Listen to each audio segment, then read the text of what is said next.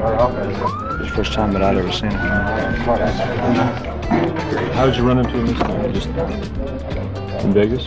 I just realized that they were available. And he'd formed a new quartet called Stamps. And I listened to some of the records, and they had all this power. He made the Stamps. He brought them. He put them together.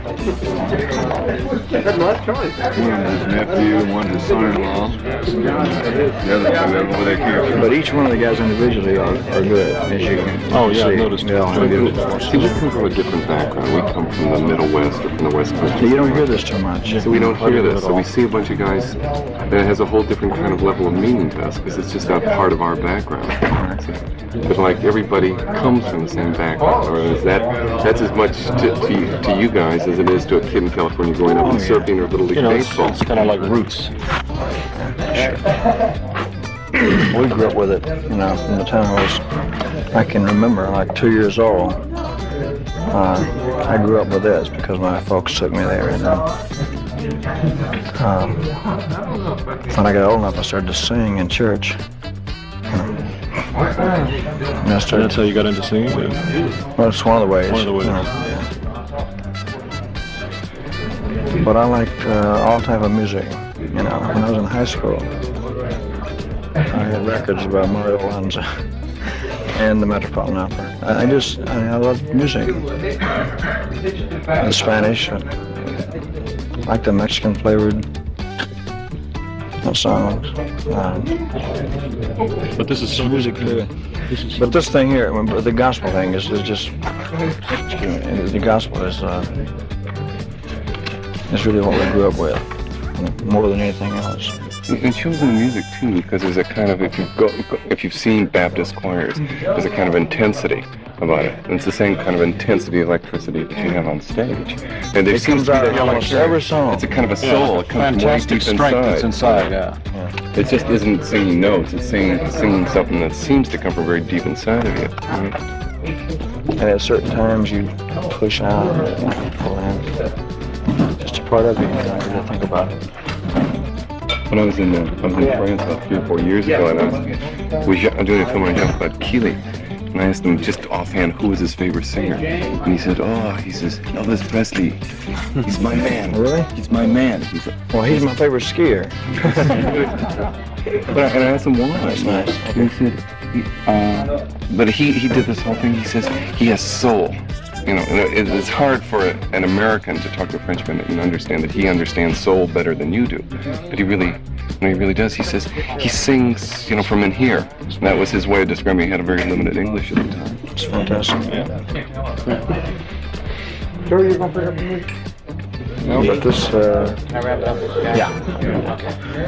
This is very, All right, boys, put it away. this is very basic. When we get through work, what we have to do, we usually wind up doing this.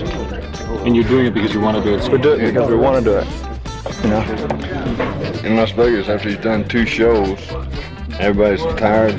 They're up in the suite singing all night till like 6. Yeah, we'll do 2 shows a lot of times, and we'll go upstairs and sing until daylight. Gospel songs. How do you do it? How do you...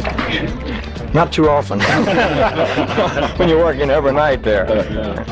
And what does it do for you? To get into this. Is it like I think it more or less puts your mind at ease. It does mine. Because you've been really concentrating and everybody's been working out. So these things we know. It's like old friends. Okay. And it puts your mind at ease. Takes you down and just Takes you down to a level. Otherwise you'd go out of here you couldn't sleep for, There's nothing wrong with it, but if you ended on a real fast up-tempo song or something, we leave the studio and nobody can sleep for hours. You're right though, when you leave the stage like a place like Vegas, you're really up. You're really, really flying. It takes at least 4 or 5 hours to even begin to unwind. And we usually wind up, doing this type of stuff. Where have you found the guys? We know about JD, but like the other guys who are in the chorus. It seems like you've known him forever, just watching you around the piano and singing, like you're like real super old friends from a long, long time. Well, like I said, I knew JD from back when I was 15 years old, when he first came to Memphis to sing with a group called the Blackwood Brothers. And I was a big gospel music fan, so they would sing all night. And I would stay there all night, you know. And he had formed this new group himself a couple years ago. And I just heard their records and put them together with the inspirations and everything else that we had. You put them together in there. Put them in the gutter, man, and dug them out. All of it's going on the stage. It's really. But then when you put it all together, it's actually, There seems to be a kind of like a relationship going on stage. It's like everybody is a friend of everybody else on stage, and that's something very rare because we've seen a lot of groups perform and don't get that kind of feeling. I think it's because we enjoy it, you know, and we constantly enjoy it, which means that we do 2 shows a night for 5 weeks, but we never let it get old. Every song is like we do it for the first time, and that's one of the secrets, you know. Well, like it's not a planned thing. You don't do the songs, the same sequence. Not necessarily. Yeah, we can change them around, but even if we do the same songs, It's not the. they're new, and the sound is you know, the feeling is there every time. It's a different feeling this time, right? It's a good feeling. You know, we never let it down because there's a new audience out there. Plus, we enjoy what we're doing. Well, Elvis communicates with us, really. I mean, you really do from the stage. I've sung with a lot of people, but he has some way of keeping you interested and communicating in between you and him. I'm not going to tell you how. You ain't gonna tell us the secrets? Yeah, we'll get out. Things that go on behind my back and things. No. But we will. We'll keep it interesting somehow. You know. Hope it's more interesting. 5 weeks, man. Oh, shut up. Yeah. At the end of the at the end of the 5 weeks, it was, you know, it went by like that, and it seemed like a day. Well, see, like, I don't know. For instance, this evening, I know you were running just through everything just for us, for the cameras, what have you. Which would seem like if you did the reverse on us and said, well, guys, just walk around with your cameras like you normally do, and the concert would be a drag to us because it would be hard for us to get up to that level. But what's hard for us to figure out is that you can turn it on here just like you do on the stage. Well, you know, what's interesting about music and about all the people here, they find new sounds, you know, and they do things differently themselves.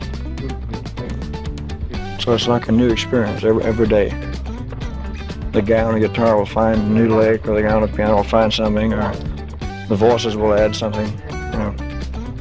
And I hear all this, and it inspires me. Yeah. Because like we watch, it's new for us, we're watching things like you and the lead guitarist kind of looking, the looks that go back and forth, and we're lining up shots.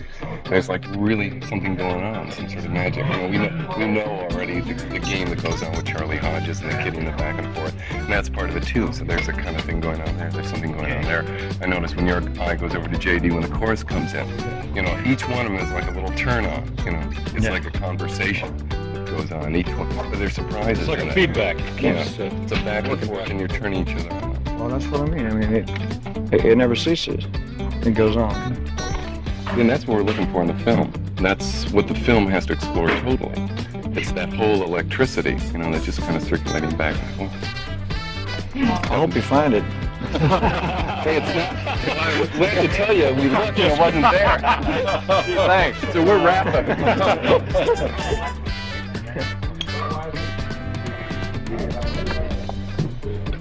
Let's call it an act. Gotta rest up for the road. Got a big Got a big jump from here to Buffalo. Buffalo. Or wherever. Buffalo. This is a tour I usually lose about 2 inches, not in here, but in here. Been walking. To hang by my hands for about 2 weeks to get it back. Yes. All one-night stands, too. Yeah.